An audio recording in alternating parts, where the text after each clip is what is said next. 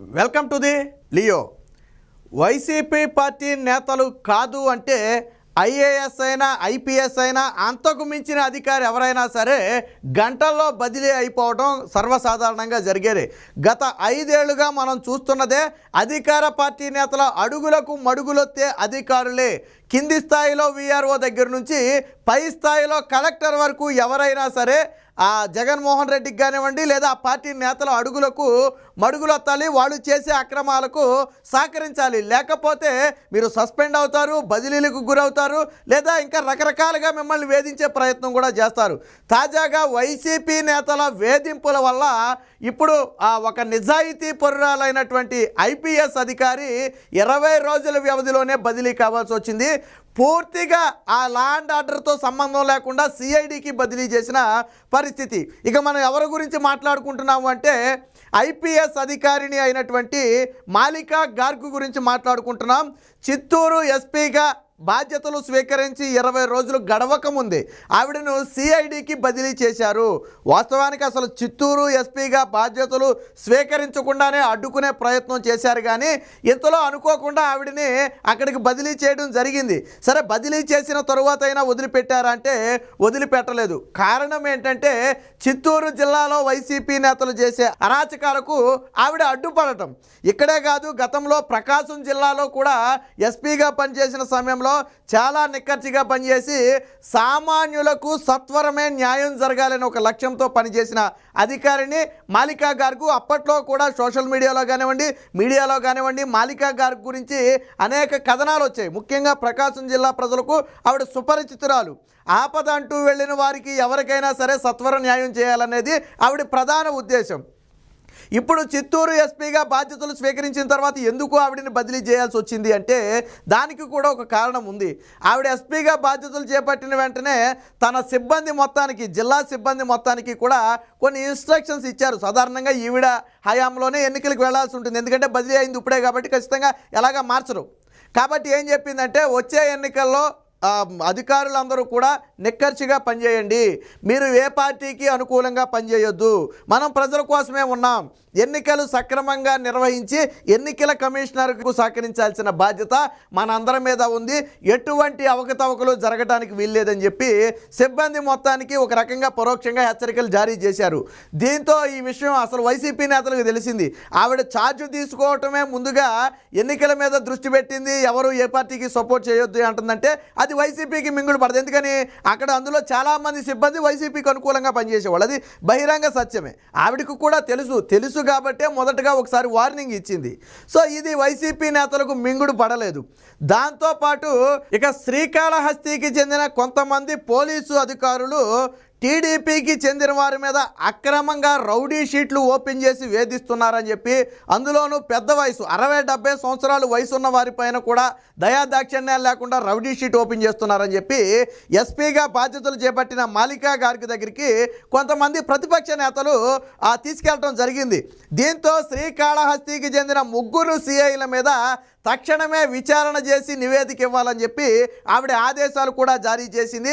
అది కూడా వారికి మింగుడు పడలా. ఎందుకనంటే వాళ్ళంతా కూడా వారంతటా వారిగా ప్రతిపక్షాల మీద రౌడీ షీట్లు ఓపెన్ చేశారంటే లేదు, అధికార పార్టీ నేతలు ఒత్తిడికి ఓపెన్ చేశారు. కానీ ఎవరు బలైపోతున్నారు?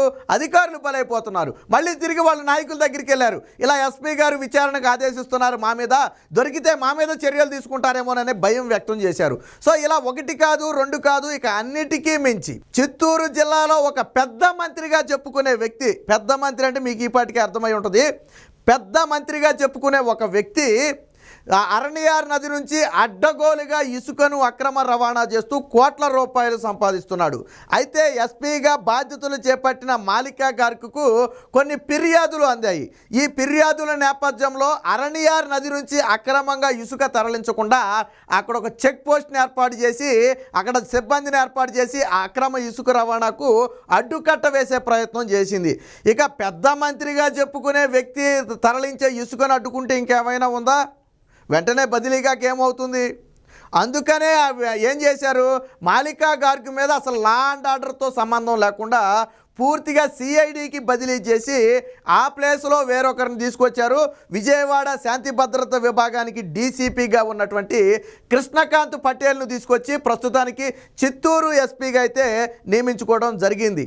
అంటే ఒక నిజాయితీ పరురాలైన అధికారులు నిక్కచ్చిగా పనిచేస్తే ఈ ప్రజాస్వామ్యంలో ముఖ్యంగా జగన్మోహన్ రెడ్డి పాలనలో దక్కే గౌరవం ఏంటంటే ఇదిగో ఇలాంటిది. చిత్తూరు అంటేనే మనకు మొదటగా గుర్తొచ్చేది ఆ ఏడుకొండలవాడు వెంకటేశ్వర స్వామి. అక్కడ ఉద్యోగం చేయటం అన్నా, అక్కడ నివసించడం అన్నా అది ఆ స్వామివారి ఆశీస్సులుగానే భావిస్తారు అందరూ. అందుకనే మాలికా గారికి కూడా బాధ్యతలు చేపట్టే సమయంలో సాంప్రదాయబద్ధంగా శాస్త్రోక్తంగా పూజలు నిర్వహించి ఆవిడ బాధ్యతలు చేపట్టడం కూడా జరిగింది. అంతా విజయరాలిగా ఉండేటువంటి ఒక ఐపీఎస్ అధికారి ఈరోజు అధికార పార్టీ నేతల ఒత్తిడికి బలైపోవాల్సిన పరిస్థితి. ఇక ఒక్క ఐపీఎస్ అధికారే కాదు, గతంలో అంటే ఇక్కడ ఒకటి అధికార పార్టీ నేతలు ఏది చెప్తే అది చేయాలి, ఏదైనా తేడా వస్తే మాత్రం అధికారులు బలైపోవాలి. వాళ్ళకి మాత్రం ఎటువంటి డోకా ఉండదు, వాళ్ళ మీదకి మాత్రం ఎవరు వెళ్ళరు. గతంలో అన్నమయ్య జిల్లా కలెక్టర్గా పనిచేసినటువంటి గిరీష గతంలో అక్కడ మున్సిపల్ కమిషనర్గా పనిచేసిన సమయంలో తిరుపతి ఎన్నికలకు సంబంధించి మనకు తెలుసు దొంగ ఓట్లు నమోదయ్యాయి. అందులో గిరీష ఐడి నుంచి 30,000 ఎపిక్ కార్డులు డౌన్లోడ్ చేశారని మనం మాట్లాడుకున్నాం. మరి ఆ రోజు కూడా అధికార పార్టీ నేతల ఒత్తిడికి తలొగ్గే ఇలా 30,000 కార్డులు డౌన్లోడ్ చేసినందుకు ఈరోజు ఆయన ఎలక్షన్ కమిషన్ చేత సస్పెండ్ అయ్యి విచారణకు ఆదేశించబడ్డాడు. అంటే ఒక ఐఏఎస్ అధికారి, ఒక కలెక్టర్ కూడా చివరికి అధికార పార్టీ నేతల ఒత్తిడికి బలైపోయారు. ఇప్పుడు ఒక ఎస్పీ బలైపోయింది. అంటే అక్కడ పని చేయాలంటే చిత్తూరులో ఒక అధికారిగా పని చేయాలి అంటే ముఖ్యంగా ముగ్గురు నేతల ఆమోదం పొందాలి. వాళ్ళే జగజ్జంత్రీలు అంటారు. దానికి సంబంధించిన వార్త కూడా ఒకటి ఉంది, చూపిస్తాను. ఈవిడే మనం ఇప్పటివరకు మాట్లాడుకున్నటువంటి మాలికా గారు ఏ పార్టీకి తలొగ్గకుండా ఏ అరాచకాన్నైనా సరే అణిచివేయాలనే ఉద్దేశంతో పనిచేసే అధికారిని సమాజంలో ఇలాంటి వాళ్ళు చాలా అరుదుగా ఉంటారు. కాకపోతే దురదృష్టం ఏంటంటే జగన్మోహన్ రెడ్డి పాలనలో ఇలాంటి అధికారులకు చోటు ఉండదు.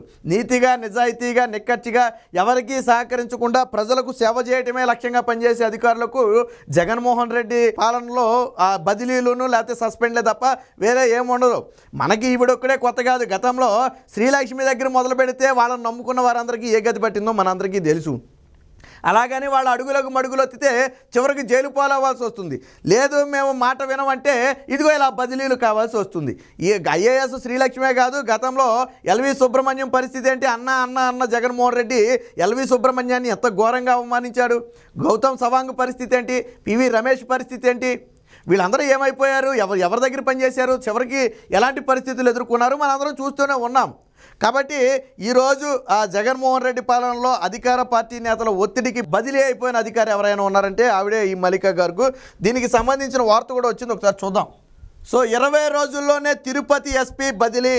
మాలికా గార్గ్ ఉంటే తమ అక్రమాలు సాగవని భావించిన వైసీపీ నేతలు ఒత్తిళ్లు తీసుకొచ్చి బదిలీ చేయించిన వైనం.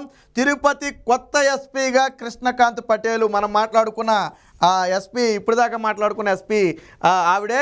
ఇక తిరుపతి ఎస్పీ మాలికా గార్గ్ను రాష్ట్ర ప్రభుత్వం సిఐడికి బదిలీ చేసింది. ఒక రకంగా ఏంటంటే లా అండ్ ఆర్డర్తో, వచ్చే ఎన్నికల్లో లా అండ్ ఆర్డర్తో సంబంధం లేకుండా చేశారు వాళ్ళు తెలివిగా. ఆమె స్థానంలో విజయవాడ శాంతి భద్రత విభాగం డీసీపీగా ఉన్నటువంటి కృష్ణకాంత్ పటేల్ని అయితే నియమించడం జరిగింది. ఎస్పీగా బాధ్యతలు చేపట్టిన 20 రోజుల వ్యవధిలోనే అది కూడా సార్వత్రిక ఎన్నికల షెడ్యూల్ విడుదలకు కొద్ది రోజుల ముందు మాలికా గార్గ్ స్థానచలనం అనేది తీవ్ర చర్చనీయాంశంగా మారింది. ముఖ్యంగా ఐఏఎస్ ఐపీఎస్ అధికారుల్లో కూడా ఒక చర్చగా మారింది. నీతికి నిజాయితీకి నిలువెత్తు నిదర్శనంగా ఉండి మారుపేరుగా ఉన్నటువంటి మాలికా గారికి మీద వైసీపీ నేతలకు ఎందుకింత కక్ష అని వాళ్ళు కూడా అర్థం కాని పరిస్థితి. ఎందుకంటే ఆవిడ ఎవరికి సహకరించే మనిషి కాదు, అలాగని ప్రతిపక్షాలకు సహకరించదు, అలాగని అధికార పక్షానికి సహకరించదు.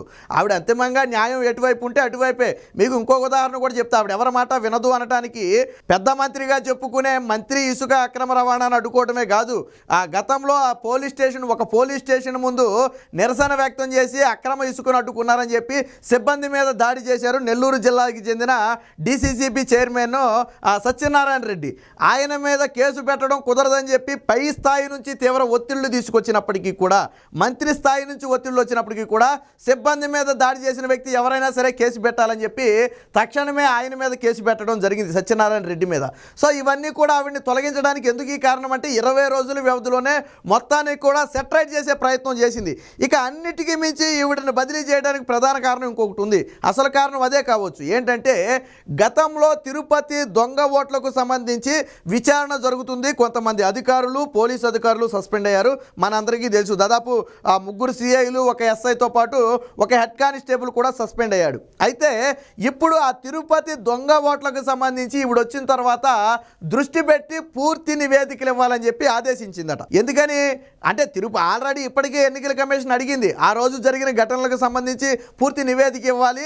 దొంగ ఓటర్లకు సంబంధించి అప్పుడు ఇచ్చినటువంటి నివేదిక మీద మీరు తీసుకున్న చర్యలేంటి, అన్నిటి మీద ఇప్పటికే ఎలక్షన్ కమిషన్ అడిగి ఉన్న నేపథ్యంలో వాటి మీద దృష్టి పెట్టింది. కాబట్టి ఏదైతే ఈ ఆధారాలన్నీ మాయం చేసిన వ్యవహారం ఉందో దీని మీద విచారణ చేసి గుట్టు మొత్తాన్ని లాగి ఎలక్షన్ కమిషన్కి ఇస్తే మరికొంతమంది పెద్ద అధికారులు సస్పెండ్ అయ్యే అవకాశం ఉంది. మరికొంతమంది అధికారులు బలయ్యే అవకాశం ఉంది. ఒకవేళ తిరుపతి దొంగ ఓట్లకు సంబంధించి సమగ్ర నివేదికను కానీ ఎలక్షన్ కమిషన్ ముందు పెడితే జగన్మోహన్ రెడ్డి మరింత అబాసు పాలయ్యే ప్రమాదం ఉంది.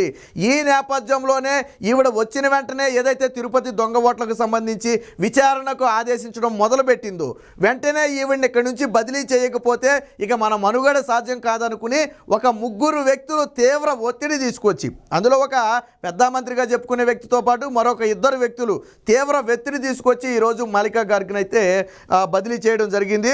సో ఈసీకి నివేదిక ఇస్తారు. ఇక్కడ ఇదే అంతకుముందు ప్రకాశం ఎస్పీగా ఉన్న మాలికా గార్గు ఎస్పీగా బాధ్యతలు చేపట్టిన తర్వాత మొదటగా చేసిన పని ఏంటంటే ఈ తిరుపతి దొంగ ఓట్లకు సంబంధించిన నివేదికల గురించి. మరి ఈవిడ బదిలీ వెనక ఉన్నటువంటి నేతలు ఎవరో కూడా ఒకసారి చూద్దాం. ఇదిగో తిరుపతిలో జగజ్జంత్రీలదే రాజ్యం. జగజ్జంత్రీలు ఆ 3 ప్రజాప్రతినిధులు చెప్పిందే వేదం. ఐఏఎస్ ఐపీఎస్ అధికారి ఎవరైనా సరే జీ హుజూర్ అనాల్సిందే. సస్పెండ్ అయినా, కెరీర్ నాశనం అయినా, అక్రమాలకు జై కొట్టాల్సిందే. లేదంటే నెల తిరగకుండానే బదిలీ బహుమానం. ఈరోజు మనం మాట్లాడుకునేటువంటి ఎస్పీ మాలికా గార్గ్ కూడా బదిలీ కావటానికి ప్రధాన కారణం ఆ 3 ప్రజాప్రతినిధులే. ఆ 3 ప్రజాప్రతినిధులు ఏది చెబితే అదే జరుగుద్ది. వారిని కాదంటే ఎవరికైనా సరే ఇక అక్కడ రోజులు చెల్లినట్టే. వారికి కాదంటే అక్కడ రోజులు చెల్లినట్టే. ఎవరాళ్ళంటే వైకాపా ప్రభుత్వంలో నెంబర్ 2గా చలామణి అవుతున్న ఒక నేత, అలాగే తిరుపతి, చంద్రగిరి నియోజకవర్గాలకు చెందిన మరొక 2 నేతలు. వీరు 3 ఏది చెబితే అదే వేదం, ఏది చెబితే అదే చట్టం. వారిని ఎవరైనా అధికారి, ఒక పెద్ద అధికారి వస్తే వాళ్ళ 3ని దర్శించుకోవాలి, పూల బుకేలు ఇవ్వాలి, సాల్వాలు కప్పాలి, వాళ్ళకి నమస్కరించాలి, మీరు చెప్పింది చేస్తామని చెప్పి వారు ముందు ఒప్పుకుని అప్పుడు వెళ్ళి బాధ్యతలు స్వీకరించాలి. అలా అయితేనే అక్కడ అధికారికి అవకాశం ఉంటుంది. కానీ లేకపోతే నీతిగా నిజాయితీగా ఉంటాను, ఒక వ్యక్తి దగ్గరికి నేను వెళ్ళాల్సిన పని ఏంటి, నేను ప్రజలకు సేవ చేయాలి, రాజకీయ నాయకులకు కాదు కదా అని ఎవరైనా అంటే, మాలికా గారికి లాంటి వాళ్ళు ఎవరైనా అంటే వారికి అంతిమంగా జగన్మోహన్ రెడ్డి పాలనలో దక్కేది ఏంటంటే అయితే సస్పెండ్లు లేకపోతే బదిలీలు. ఈరోజు మాలికా గారికి ఎందుకు బదిలీ అయిందంటే వైసీపీ అవినీతి అక్రమాల మీద దృష్టి సారించిన నేపథ్యంలోనే ఈరోజు ఒక నిజాయితీ పరురాలైన అధికారిని ఈరోజు బదిలీ చేయడం జరిగింది.